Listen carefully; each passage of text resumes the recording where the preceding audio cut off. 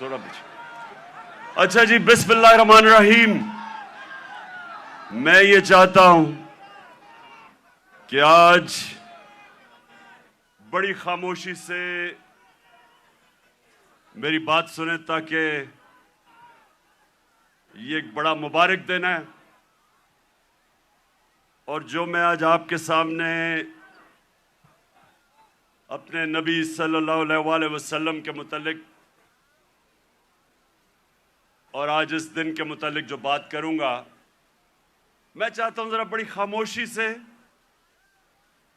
और आपने एक ऐसे मेरी बात सुननी है कि वो आदमी जो अपने बच्चों को जिस तरह समझाने की कोशिश करता है, सीधे रास्ते पे लगाने की अपने बच्चों को कोशिश करता है, जिस तरह बाप या माँ बाप, वो ये नहीं कि माँ बाप ने जिंदगी में कोई गलत काम नहीं किए, ये नहीं कि माँ बाप कोई फरिश्ते होते हैं, लेकिन माँ बाप की हमेशा ये कोशिश होती है कि हम अपने बच्चों को अपनी गलतियों से सीख के हम बच्चों को वो सिखाएं ताकि वो गलतियां ना करें जो हमने जिंदगी में की थी। तो मेरी कोशिश ये है कि आज अपनी जिंदगी, जो मैंने 70 साल की जिंदगी गुजारी है, उससे मैं आपको, अपनी कौम को, जिस तरह मैं अपने बच्चों को बताता हूं कि मैंने जिंदगी से क्या सबक सीखे और मेरी जिंदगी सीरत नबी से बदली कैसे। मैं कोई इस्लाम का स्कॉलर नहीं हूं, मैं अपने आप को कोई आलम नहीं समझता, मैं अपने आप को एक तालिब इल्म समझता हूं जो हर रोज सीखने की कोशिश करता है। लेकिन अल्लाह का शुक्र है कि आशिक रसूल होने के लिए आपको कोई डिग्री नहीं चाहिए। हमारे दिल में अगर उसकी अल्लाह मोहब्बत डाल देता है तो वो चाहे अनपढ़ हो चाहे कोई स्कॉलर हो, मैं समझता हूं कि वो बड़ा खुशकिस्मत इंसान होता है, क्योंकि उसकी जिंदगी बदलनी शुरू हो जाती है अगर जब वो अपने नबी से इश्क करते हैं और उस रास्ते पे चलें। तो मैं पहले आपको ये वाज़ेह कर दूं कि मैं सिर्फ अपनी ज़िंदगी के तजर्बे से आपको आज बात कर रहा हूं इस मुबारक दिन पे, क्योंकि देखिए मैंने हर किस्म की ज़िंदगी देखी है। क्रिकेट स्टार, ग्लैमर, मगरबी ज़िंदगी, अपना मुल्क, हर किस्म की मैं ज़िंदगी पे देख के तो आज आपसे बात कर रहा हूं। सबसे पहले अभी आपने जो ये फिल्म देखी, इसमें दुनिया की तारीख का सबसे बड़ा इनकलाब आपने देखा। दुनिया की तारीख में कभी इतना बड़ा इनकलाब नहीं आया। 622, सब ये तारीख याद कर लें कि 622 मेरे प्यारे नबी सल्लल्लाहु अलैहि वसल्लम हिजरत करते हैं मदीना। 632 वो दुनिया से चले जाते हैं, पर्दा कर देते हैं। उन 10 सालों के अंदर दुनिया की तारीख बदल जाती है। तो जो मैं अपने नौजवानों को आज, अपनी यूथ को, अपने बच्चों को, सारों को, जो मैं आपके ज़हन में आज एक चीज़ डालना चाहता हूं कि वो क्या तब्दीली आई उन लोगों में जो अभी आपने फिल्म में पहले देखा कि जिनकी कोई हैसियत नहीं थी, जहालत थी। 2 सुपर पावर्स ایک مغرب میں اور ایک مشرق میں، کوئی بھی حیثیت ان لوگوں کی نہیں تھی۔ 10 سالوں میں یہ قوم بدلی اور انہوں نے دنیا کی امامت کی، جو آپ نے بعد میں دیکھا کہ ساری دنیا میں چھا گئے۔ تو وہ کیا چیز تھی؟ وہ ہمارے نبی صلی اللہ علیہ وسلم نے کس طرح ان لوگوں کو تبدیل کیا، کیسے ان کے کیریکٹر بدل گئے، کیسے لیڈرز بن گئے سب۔ مجھے افسوس سے کہنا پڑتا ہے کہ نہ ہمارے ملک میں، جو واحد ملک اسلام کے نام پہ بنا تھا، نہ ہی مسلمان دنیا پہ اس پہ کام ہو رہا ہے۔ ہمارے نوجوانوں کو، بچوں کو اسکولوں میں پتہ چلنا چاہیے کہ انہوں نے کیسے انسانوں کو تبدیل کیا۔ قرآن میں اللہ کہتا ہے، میں کبھی کسی قوم کی حالت نہیں بدلتا جب تک وہ قوم خود اپنی حالت بدلنے کی کوشش نہیں کرتی۔ وہ قوم کی حالت بدل گئی کیونکہ لوگوں نے اپنے آپ کو بدل لیا اور لیڈرز بن گئے۔ تو میں آج کوشش کروں گا کہ آپ کو اپنا، میں پھر سے کہہ رہا ہوں، میں اسکالر نہیں ہوں، میں نے اپنی زندگی کے تجربے سے، جو میں نے مغرب کا پورا میں سسٹم اندر سے دیکھا ہوا ہے، تعلیم میں نے باہر لی، اس کے بعد ساری دنیا پھرا کرکٹ کی وجہ سے، پھر سیاست، پھر اپنا معاشرہ اندر سے دیکھا، تو میں اب آپ کو اپنے طور پہ بتاؤں گا کہ میرے نبی صلی اللہ علیہ وسلم نے کیسے چینج کیا ان کو۔ وہ لوگ پھر سے، جن کی کوئی حیثیت نہیں تھی، انہوں نے دنیا کی لیڈرشپ سنبھال لی۔ اور آج میں سمجھتا ہوں کہ ہمارا پاکستان ادھر ہی کھڑا ہے۔ وہ جو نا آپ نے پہلے حالات دیکھے تھے جہالت کے، ہم اس کے بڑے قریب کھڑے ہیں۔ اور ہم نے کیسے بدلنا ہے اپنے آپ کو؟ اگر ہم نے دنیا میں عزت سے رہنا ہے، اور اگر جو بہت بڑی خواب تھی پاکستان کی، علامہ اقبال، جو ان کی شاعری سے انہوں نے غلام ہندوستان کے مسلمانوں کو جگانے کی کوشش کی، اور ان کی شاعری کی قرآن کے اندر، ساری شاعری قرآن کے اندر ہے اور نبی صلی اللہ علیہ وسلم کی سنت کے اوپر ہے۔ اس کے اوپر انہوں نے جگانے کی کوشش کی ہندوستان کے مسلمانوں کو۔ اور وہ خواب کیا تھی کہ ہم ایک ایسا ملک بنائیں گے جو دنیا میں مثال بنے گا کہ حقیقی طور پہ اسلام کیا ہے۔ اور ان کی ساری نظر تھی وہ مدینہ کی ریاست، جدھر ایک مثال بنی تھی دنیا میں، جو ماڈل نے پھر اس کے بعد ساری دنیا پہ وہ پھیل گئے۔ 1000 سال تک مسلمان دنیا کی سپریم پاور رہے تھے۔ تو وہ میں پھر بھی میں پوری عاجزی سے کہتا ہوں کہ میں کوئی اسکالر نہیں ہوں، میں صرف اپنے تجربے سے اب بات کروں گا۔ دیکھیں، سب سے پہلے کیا ہوا، انہوں نے کیسے انسانوں کے کیریکٹر بدلے۔ انہوں نے کیا کیا؟ انہوں نے سب سے پہلے انسانوں کو آزاد کیا، ذہنی طور پہ آزاد کیا، اندرونی طور پہ آزاد کیا، کیونکہ آزاد ذہن ہی بڑے کام کرتے ہیں۔ غلام ذہن کبھی کوئی چیز ایجاد نہیں کرتے۔ انوینشنز، نئی ایجاد جو چیزیں ہوتی ہیں وہ آزاد مائنڈ کرتے ہیں، غلام نہیں کر سکتا۔ ایک غلام اچھا غلام ہی بنتا ہے، کاپی کرتا ہے۔ آزاد ذہن بڑے کام کرتا ہے، اور اس کی وجہ کئی 100 سال تک سارے دنیا کے ٹاپ سائنٹسٹ مسلمان تھے، اور وہ اس کی بنیاد رکھی گئی مدینہ میں۔ تو سب سے پہلے انہوں نے کیا کیا؟ میری زندگی میں جو سب سے بڑی رکاوٹ ایک انسان کی پرواز میں ہے، وہ ہے خوف۔ اور میں بار بار یہ اپنی قوم کو بتاتا رہتا ہوں کہ جو خوف کا بت ہے، اس کا توڑنا بڑا ضروری ہے۔ تو میرے نبی صلی اللہ علیہ وسلم تو جو قرآن تھی وہ چلتے پھرتے قرآن تھے. تو قرآن کے اندر جو واضح طور پہ لکھا ہوا ہے کہ جو لوگ ایمان لے آئے اللہ ان کے خوف دور کر دیتا ہے. خوف کا سب سے بڑا خوف موت کا. اللہ نے کہا زندگی موت میرے ہاتھ میں ہے. لوگ ابھی بھی ڈرتے ہیں موت سے جب پتہ ہے کہ اللہ نے فیصلہ کیا ہوا کہ جب میں چاہوں گا تو اس سے پہلے نہیں جاؤ گے. عزت ذلت اللہ کے ہاتھ میں. لوگ ڈرتے ہیں کہ ہم ذلیل ہو جائیں گے.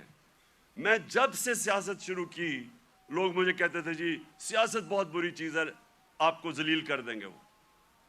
اور پھر رسک, لوگ اپنی نوکریاں نہیں چھوڑتے, غلط کام کرتے ہیں, غلط آرڈر لیتے ہیں صرف اس لیے کہ جی میری نوکری نہ چلی جائے, میرا رسک نہ چلا جائے. اللہ نے کہا وہ میرے ہاتھ میں ہے. یہ بڑا امپورٹنٹ ہے آپ کے لیے سمجھنا کہ وہ کیسے چینج آئے مدینہ کے لوگوں. وہ آزاد ہو گئے,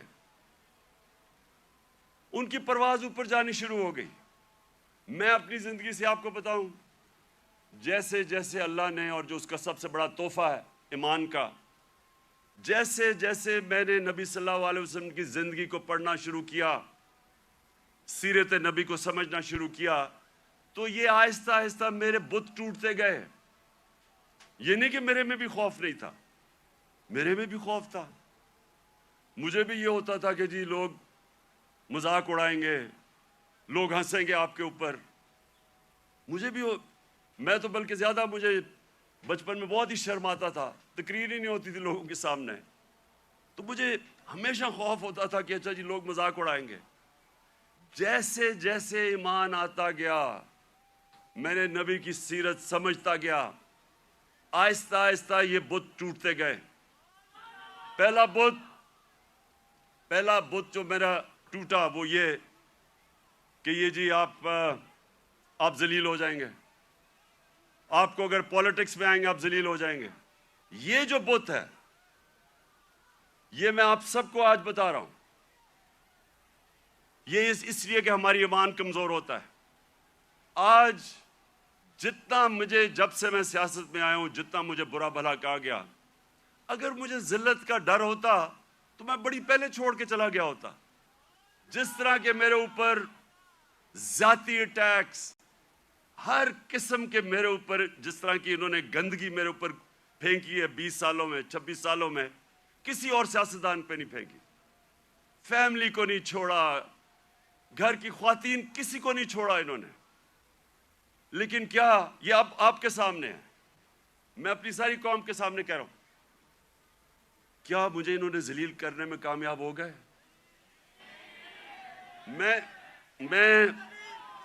ایک منٹ, میں آپ کو آج سب کو کہہ رہا ہوں, پچھلے 6 مہینے میں جتنی مجھے اللہ نے عزت دیا, مجھے ساری زندگی میں کبھی اتنی عزت نہیں ملی.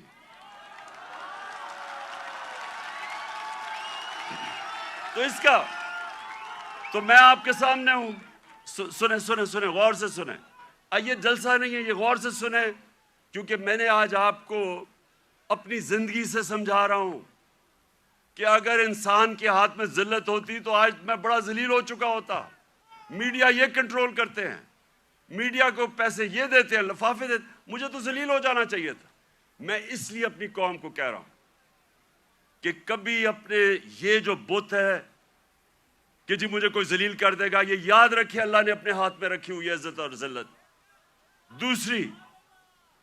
دوسری چیز موت کا ڈر. سب کی طرح مجھے بھی موت کا ڈر تھا. میں جب پولیٹکس میں آیا اس سے پہلے میں نے اس خوف کے اوپر قابو پایا, کیونکہ میرا ایمان جیسے جیسے مضبوط ہوتا گیا میرا یہ خوف جاتا گیا. اور میں جب اس نتیجے پہ آیا کہ جب اللہ کا فیصلہ ہوگا اس سے پہلے مجھے کوئی نہیں لے جا سکتا, تب میں سیاست میں آیا. میں کینسر ہاسپٹل میں 5 سال میرا آفس تھا. میں نے جب کینسر ہاسپٹل بنایا 5 سال میرا آفس تھا وہاں. اپنے سامنے میں نے دیکھا 3 میرے دوست وہاں آئے, اچھے بھلے چیک اپ کروانے کے لیے اور 6 مہینے میں تینوں چلے گئے. تو یہ جو ہم سمجھتے ہیں کہ ہم اگر سیف کھیلیں گے تو شاید ہم موت سے بچ جائیں گے، یا کہ ہم اگر اپنے ایمان کے مطابق چلیں گے تو شاید جلدی موت آ جائے. یہ غلط فہمی میں نکال دیں اپنے ذہن سے. یہ سب سے بڑا خوف ہے اور یہ انسان کو روکتا ہے بڑے کاموں سے. اور تیسری چیز یہ رسک کہ جی میری نوکری چلی جائے گی، پیسہ کدھر سے آئے گا. محنت انسان کرتا ہے، فیصلہ اللہ کرتا ہے. تو یہ جو 3 چیزیں ہیں یہ انسان کو آزاد کر دیتی. اور پھر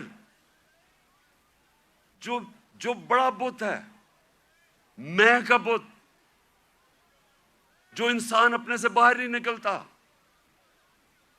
جو سب سے بڑی جہاد ہے، جہاد اکبر، اپنی نفس کے خلاف، اپنی میں کو کنٹرول کرنے کے لیے، یہ بہت بڑا بت ہے.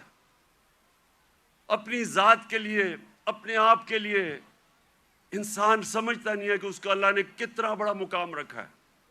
اس کی ویژن، جو انسان اپنے لیے زندگی گزارتا ہے وہ چھوٹا سا انسان بن جاتا ہے.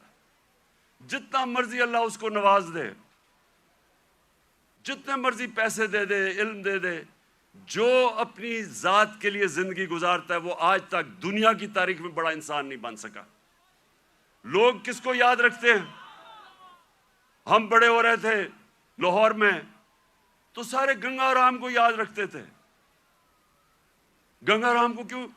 اس نے ہسپتال بنایا تھا انسانوں کے لیے. سارے جو اللہ کے برے صغیر میں بڑے بڑے جو صوفی آئے، ولی اللہ آئے، آج بھی ان کے مزاروں پہ دیکھیں لاکھوں لوگ جاتے ہیں. کیوں جاتے ہیں؟ کیونکہ وہ انسانوں کے لیے آئے تھے. وہ سب عاشق رسول تھے. وہ سارے، ان کی زندگی انسانوں کے لیے تھی اور انسانوں سے پیار کرتے، عزت دیتے. سو یہ جو بت ہے، جب انسان اپنے سے باہر نہیں نکل سکتا تو میرے نبی صلی اللہ علیہ وسلم نے مدینہ میں اس طرح لوگوں کو آزاد کیا. پھر انہوں نے معاشرے کو چینج کیا. انہوں نے، اب کیونکہ میں نے برطانیہ کا نظام دیکھا ہے، ادھر میں نے اندر سے کئی سال رہا اور وہاں سسٹم سٹڈی کیا، یونیورسٹی وہاں گیا. اب دیکھیں انہوں نے مدینہ میں سب سے پہلے چیز کیا کی؟ انہوں نے سب سے پہلے عدل اور انصاف قائم کیا. یہ آپ کے لیے بڑا امپورٹنٹ ہے سمجھنا.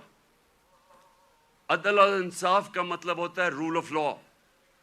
رول آف لا کا مطلب ہوتا ہے سب لوگوں کے لیے ایک قانون. قانون کے سامنے سب ایک برابر، کوئی قانون سے اوپر نہیں ہے.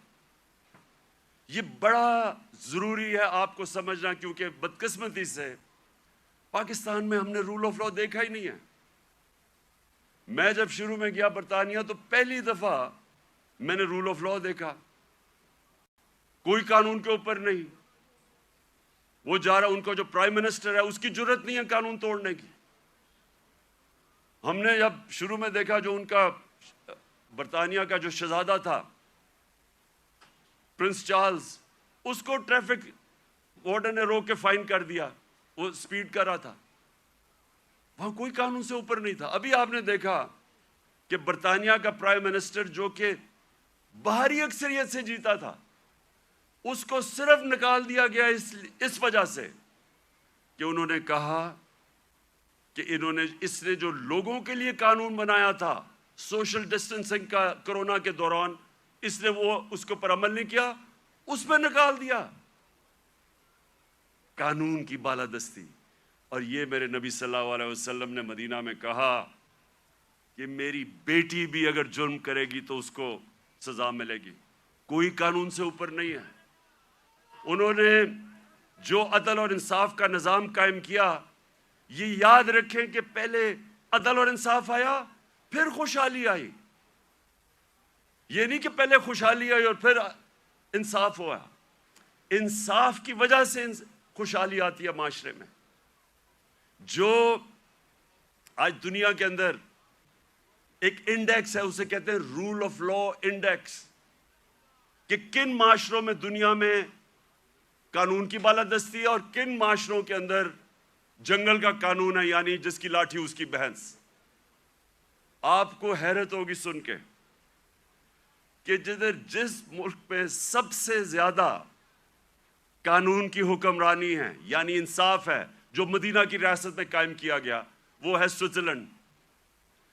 سوئٹزرلینڈ میں 99.9% رول آف لا انڈیکس ہے، یعنی مکمل انصاف ہے وہاں کوئی انسان قانون کے اوپر نہیں ہے۔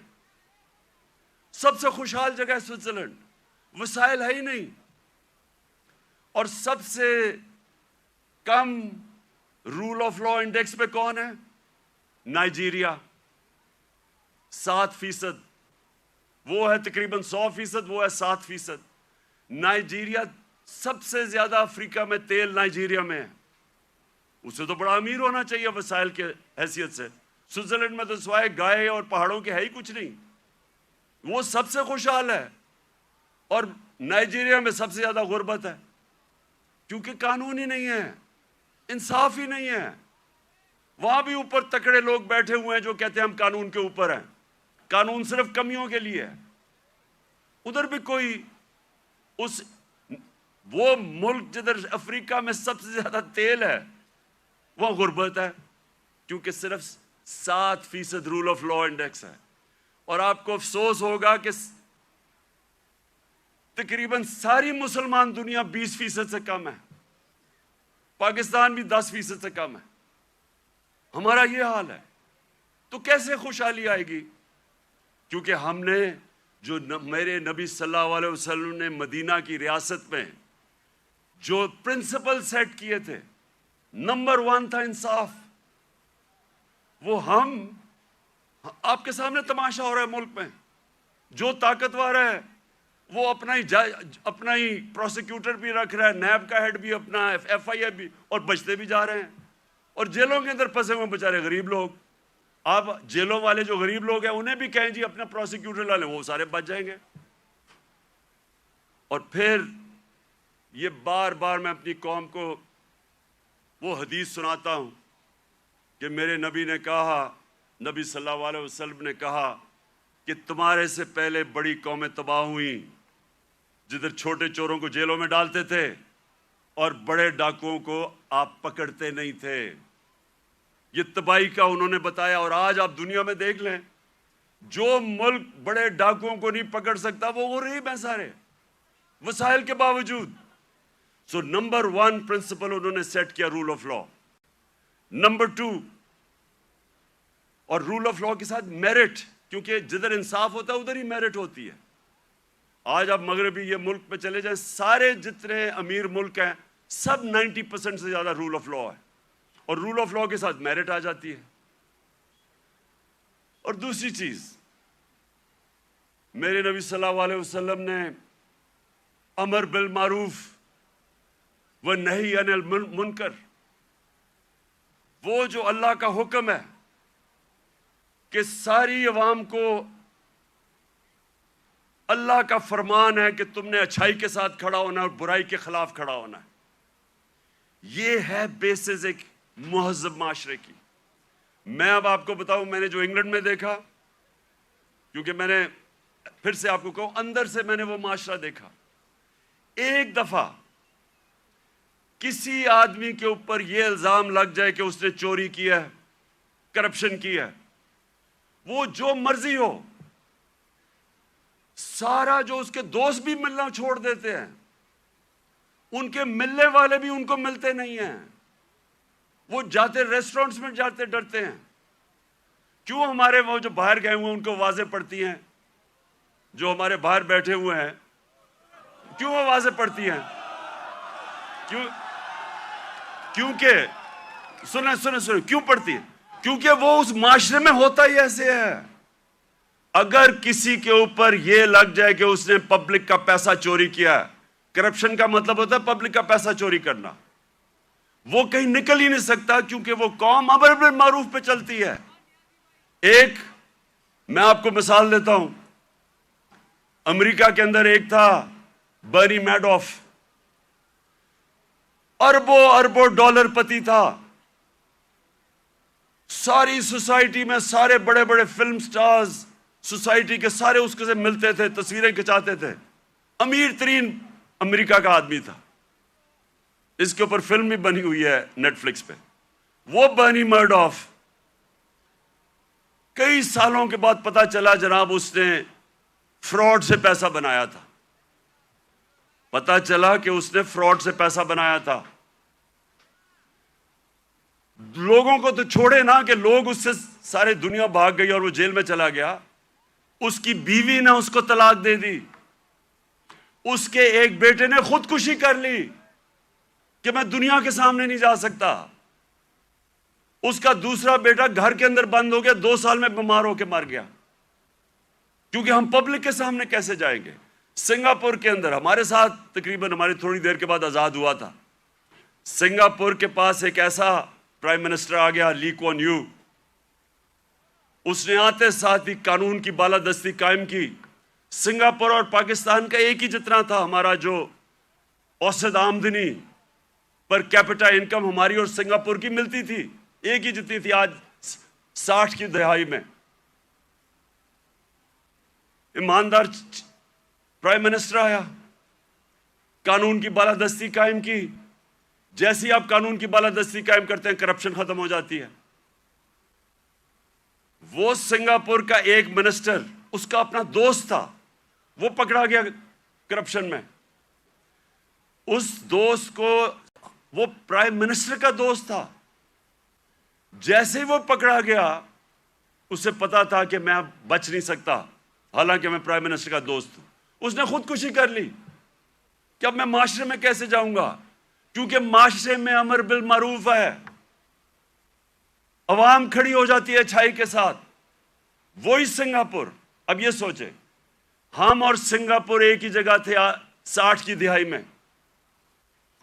آج وہ ہمارا کتنا پر کیپٹا انکم ہے، اوسط آمدنی آج پاکستان میرے خیال میں $2,500 ہو گیا، 3,000 مجھے ابھی پورا ایگزیکٹ نہیں پتا. سنگاپور میں $60,000 پر کیپٹا انکم ہے، اوسط آمدنی.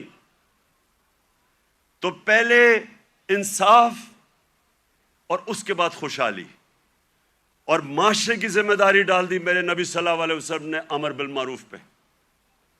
تیسری چیز، انہوں نے اپنے معاشرے کے اندر مدینہ کی ریاست میں کیا کیا؟ تعلیم کی ایمرجنسی لگا دی. جنگ بدر کے بعد جو قیدی مکہ کے قیدی تھے ان کو واپس کے پیسے لے سکتے تھے، کیونکہ مسلمان تو غریب تھے تب. بلکہ جنگ بدر میں نے اتنا بھی پڑھ رہا تھا کہ کئی لوگوں کے پاس تلواریں بھی نہیں تھے، ڈنڈوں سے لڑے ہیں. تو وہ تو قیدیوں کو واپس کر کے پیسے لے سکتے تھے، ہتھیار خرید سکتے تھے. دنیا کے عظیم لیڈر نے کہا نہیں، جو 10 مسلمانوں کو پڑھا لکھا دے گا اس کو ہم آزاد کر دیں گے. تعلیم کے اوپر زور دیا. چائنا بھی جانا پڑے تعلیم حاصل کرنے کے لیے تو جاؤ. جب سے تم پیدا ہوتے ہو اور جب تک قبر میں نہیں جاتے علم حاصل کرو. اس لیے صدیوں تک ٹاپ سائنسدان مسلمان تھے. تعلیم کے بغیر معاشرہ اوپر نہیں جاتا. اور ہمارا اب پھر سے حال دیکھ لیں، کتنا زور لگایا تعلیم. کتنا شرم کی بات ہے کہ 75 سال انڈیپینڈنس، پہلی دفعہ ہم نے کوشش کی تھی کہ کم از کم تعلیم کا نظام میں انصاف کریں.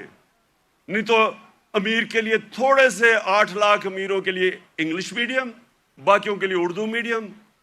وہ بیچارے پڑھ کے بھی اوپر نہیں آ سکتے تھے.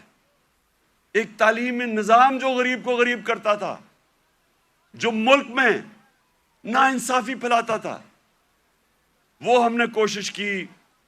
پتہ نہیں اب اس حکومت نے وہ ختم کر دیا ہوگا کہ ایک ہی نصاب 5 کلاس تک اور اوپر تک لے کے جا رہے تھے. لیکن تعلیم، یہ تیسری چیز میرے نبی صلی اللہ علیہ وسلم نے مدینہ میں کہا. تعلیم کے اوپر انہوں نے زور دیا، جس کی وجہ سے مسلمان اوپر گیا. اور پھر فلاحی ریاست، انسانیت کا نظام. دنیا کی تاریخ میں پہلی دفعہ انہوں نے ایک فلاحی ریاست بنائی. اور یقین کریں مجھے پتہ ہی نہیں تھا فلاحی ریاست کیا ہوتی ہے جب تک میں برطانیہ نہیں گیا. میں جب پہلی دفعہ برطانیہ گیا میں نے پہلی دفعہ فلاحی ریاست دیکھی، کسی مسلمان ملک میں نہیں دیکھی. جو انہوں نے مدینہ کی ریاست میں پہلی دفعہ انسانیت کا نظام لے کے آئے تھے کہ کوئی کمزور آدمی اس کی ریاست نے ذمہ داری لی تھی. غریبوں کی آپ حیران ہوں گے کہ جو پینشنز تھیں بوڑھوں کی بھی ذمہ داری پہلی دفعہ دنیا کی تاریخ میں مدینہ کی ریاست میں لی تھی. یتیموں کی، معذوروں کی، بیواؤں کی، ایسا نظام کبھی پہلے نہیں آیا تھا. تو اسٹیٹ نے انسانیت کا نظام لے کے آیا. اور مجھے افسوس سے کہنا پڑتا ہے کہ آج آپ یورپ چلے جائیں، میں نے اسکینڈینیویا جو بہترین میں سمجھتا ہوں کہ اس نظام کے قریب مدینہ کے ریاض جو میں نے دیکھا ہے وہ ڈینمارک، سویڈن، ناروے. آپ وہاں دیکھیں، آپ اپنے پاکستانی رہتے ہیں وہاں، ان سے پوچھے تو صحیح کہ انسانیت کیا ہوتی ہے. میں بار بار کہتا ہوں اپنے جانوروں کا ہمارے سے بہتر دھیان رکھتے ہیں. وہ حضرت عمر کا قول تھا کہ اگر کتا بھی بھوکا مرے میری ریاست میں تو میں ذمہ دار ہوں. آج ادھر آپ دیکھ لیں، ان کا RSPC ہے. کتے آپ کو سڑکوں پہ نہیں نظر آئیں گے، وہ ان کو ہومز دیتے ہیں، ان کو کھلاتے ہیں پلاتے ہیں. یعنی وہ جو ہم نے دنیا میں شروع کیا تھا، جو میرے نبی صلی اللہ علیہ وسلم نے انسانیت کا نظام دنیا میں شروع کیا تھا، وہ آج ان ملکوں میں مل رہے ہیں جو مسلمان نہیں ہیں. اور یہ یاد رکھیں، یہ کبھی نہیں ہمیں بھولنا چاہیے کہ اللہ نے خطاب میرے نبی صلی اللہ علیہ وسلم کو رحمت للعالمین کہا تھا. سب انسانوں کے لیے رحمت بن کے آئے تھے، جس طرح میرا رب العالمین ہے. اس کا کیا مطلب ہے؟ سب سے پہلے تو جو میثاق مدینہ تھا، انسانوں کو اکٹھا کیا گیا. جو میثاق مدینہ چارٹر، مدینہ کا جو چارٹر تھا، جو پہلی کانسٹیٹیوشن تھی، بلکہ دنیا میں کہتے ہیں کہ دنیا میں پہلی کانسٹیٹیوشن تھی، اس میں انسانوں کو اکٹھا کیا گیا. وہاں عیسائی تھے، وہاں مسیح برادری تھی، وہاں یہودی تھے، ان سب کو اکٹھا کیا گیا. انسانوں کو تقسیم نہیں کیا گیا، اکٹھا کیا گیا. تو یہ لیڈر کی نشانی ہوتی ہے کہ لوگوں کو، انسانوں کو اکٹھا کرتا ہے، تقسیم نہیں کرتا. لیکن اس کا ایک اور بھی مطلب ہے کہ جو بھی معاشرہ میرے نبی صلی اللہ علیہ وسلم کے احکامات پہ چلے گا، جو بھی ان کی سیرت پہ چلے گا، وہ مسلمان ہیں یا نہیں ہیں، اللہ کی ان کی برکت آ جائے گی ان کے اوپر، کیونکہ وہ رحمت للعالمین تھے. اگر صرف ان کی سیرت پہ چل کے مسلمانوں کو ہی فائدہ ہونا تھا تو اللہ ان کو رحمت للعالمین نہ کہتے، رحمت المسلمون ہوتے وہ. تو اس لیے آج اگر آپ دیکھتے ہیں ملکوں کی خوشحالی، آپ دیکھیں کہ کتنی طور پہ وہ میرے نبی صلی اللہ علیہ وسلم کی سیرت پہ چل رہے ہیں. آپ کو حیران ہوں گے کہ جب ہم نے بھی شروع میں پڑھا، ہم بھی حیران ہوئے. میں نے بہت پہلے پڑھا، محمد عبدو بڑا اسکالر تھے، بہت بڑے عالم تھے اسلام کے. وہ جب پہلی دفعہ یورپ کوئی 125 سال پہلے گئے اور مصر سے گئے، تو جب وہ مصر واپس آئے انہوں نے کیا کہا؟ انہوں نے کہا میں یورپ گیا تھا، وہاں مسلمان تو نہیں نظر آئے لیکن بڑا اسلام نظر آیا. اور جب واپس مصر آئے تو کہتے مسلمان تو بہت ہیں، اسلام بہت کم نظر آ رہا ہے. تو ہم پاکستانی جدھر آج کھڑے ہیں، ہمارے پاس ایک راستہ ہے. اور میں اس لیے آج میں چاہتا ہوں کہ اس مبارک دن ہم عشق کرتے اپنے نبی صلی اللہ علیہ وسلم سے، لیکن ہم انہوں نے جو ان کی سیرت پہ عمل نہیں کرتے، اور اس کی وجہ سے ہمارے حالات اچھے نہیں ہیں. اور میرا یہ ایمان ہے کہ جب تک ہم وہ جو انہوں نے راستہ بتایا اس پہ نہیں چلیں گے، ہمیں عزت نہیں ملنے لگی. پرائم منسٹر باہر جاتا ہے اور بھیک مانگ رہا ہوتا ہے، جی مجھے پیسے دے دو نہیں تو ہمارا ملک تباہ ہو جائے گا. سب 22 کروڑ لوگوں کے لیے، ہم سب کے لیے شرمناک ہے کہ وہ ملک جس کا نعرہ تھا پاکستان کا مطلب کیا، لا الہ الا اللہ، یہ بڑا نعرہ ہے، یہ دعویٰ ہے بہت بڑا، یہ اللہ سے وعدہ ہے کہ اللہ تیرے سوا کوئی خدا نہیں ہے۔ وہ آج ایسے پھر رہا ہے دنیا میں، کوئی آتا ہے گورے رنگ کا، کوئی باہر سے آ جاتا ہے، سارے گر جاتے ہیں اس کے سامنے۔ نہ عزت ہے، نہ آزادی ہے۔ جو حکم ملتا ہے کہ اچھا جی روس سے تیل نہیں لینا، ہم نہیں لیتے کیونکہ حکم آیا باہر سے۔